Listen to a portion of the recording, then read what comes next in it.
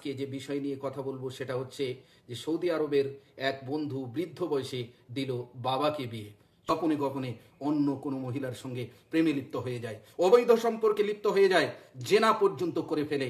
ভাইরা আমার, বন্ধুরা, বলুন তো, পরকীয়ায় লিপ্ত হওয়ার অনেকগুলি কারণের মধ্য থেকে একটি কারণ কি আমরা নয়, আমি আপনি নয়, সমাজ নয়, এলাকা নয়, গ্রামগঞ্জ নয়? অবশ্যই অবশ্যই আমরা পরামর্শ করার পরে আমরা বাবাকে বৃদ্ধ বয়সে দিলাম বিয়ে, বৃদ্ধ বয়সে বিয়ে দিয়ে দিলাম যাতে করে আমার বাবার খিদমত ওই মহিলা করতে পারে। অর্থাৎ আসসালামু আলাইকুম ওয়া রাহমাতুল্লাহি ওয়া বারাকাতুহু। হামিদুম ওয়া মুসাল্লিয়ান আম্মা বাদ। সম্মানিত দর্শক মণ্ডলী, আজকে যে বিষয় নিয়ে কথা বলবো সেটা হচ্ছে সৌদি আরবের এক বন্ধু বৃদ্ধ বয়সে দিল বাবাকে বিয়ে। তবে এই ঘটনাটি কেন বলছি, কারণটা আমি প্রথমে তুলে ধরার চেষ্টা করি। আজকাল একটু সমাজের মধ্যে তাকান, এলাকার দিকে তাকান, গ্রামে গঞ্জে একটি রোগ বৃদ্ধি পাচ্ছে, মারাত্মক ব্যাধি। আর এই ব্যাধির কারণে, এই রোগের কারণে আমাদের কোনো রকমের চিন্তা নেই, কোনো দুশ্চিন্তা নেই। সম্মানিত দিনী ভাই বোনেরা, সেটা হচ্ছে পরকীয়ায় লিপ্ত হওয়া। পরকীয়া কাকে বলে? পরকীয়া হচ্ছে স্বামী স্ত্রীকে বাদ দিয়ে, স্ত্রী স্বামীকে বাদ দিয়ে অন্য কারো সঙ্গে মেলামেশা করা, তার সঙ্গে সম্পর্কে লিপ্ত হওয়া, জেনা করা, অবৈধভাবে কথা বলা। এটাকে ইসলাম জায়েজ করেনি, আর এটাই হচ্ছে পরকীয়া। পরকীয়ায় লিপ্ত হওয়ার অনেকগুলো কারণ রয়েছে, ওই সমস্ত কারণগুলি আমি তুলে ধরবো না, তবে একটি কারণ আজকে বলে দেওয়ার চেষ্টা করছি, সেটা হচ্ছে সামাজিক কারণ, সামাজিক ব্যাধি, সামাজিক রোগ। আর সামাজিক কারণ কিভাবে, সেটাই আমি খুলে বর্ণনা করার চেষ্টা করছি। আল্লাহ রাব্বুল আলামিন বলছেন, ফানকিহু মা তাবা লাকুম মিনান নিসাই মাতনা ওয়া থুলাথা ওয়া রুবা। তোমরা দুই দুইটি করে বিবাহ করতে পারো, তিন তিনটি করে বিবাহ করতে পারো, চার চারটি করে বিবাহ করতে পারো।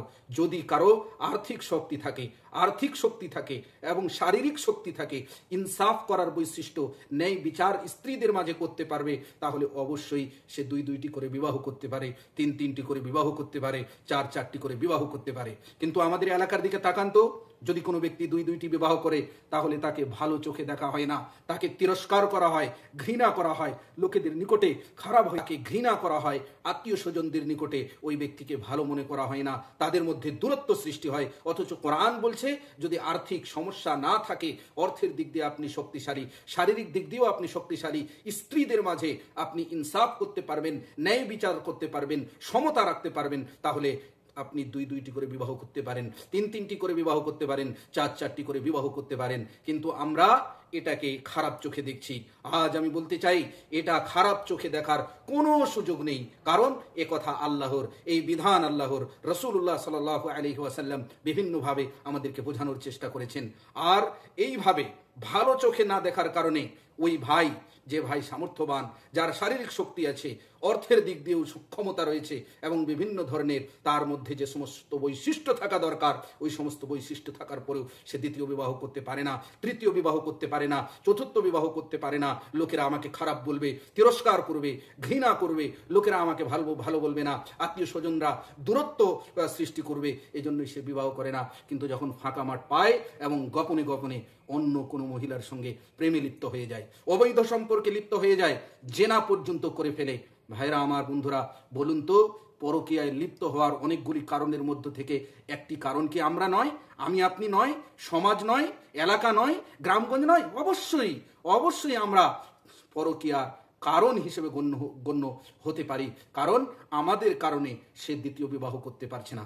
এরপরে বিপরীতভাবে একটু বুঝুন, একটি মেয়েকে বিবাহ দেওয়া হলো, যে ছেলের সঙ্গে বিবাহ দেওয়া হচ্ছে তার সঙ্গে ভালোভাবে সম্পর্ক স্থাপন হচ্ছে না, বিভিন্ন ধরনের সমস্যা হচ্ছে। আল্লাহ রাব্বুল আলামিন তাকে ইখতিয়ার দিয়েছেন, আল্লাহ রাব্বুল আলামিন তাকে সুযোগ দিয়েছেন, ওই মেয়েকে যদি চায় তাহলে খোলা দিতে পারে, আর খোলা দিয়ে সে অন্য জায়গায় ইদ্যত পালন করার পর অন্য জায়গায় বিবাহ করতে পারে। কিন্তু সমাজের নিকটে কি মনে করা হয়? এটাকে খারাপ মনে করা হয়।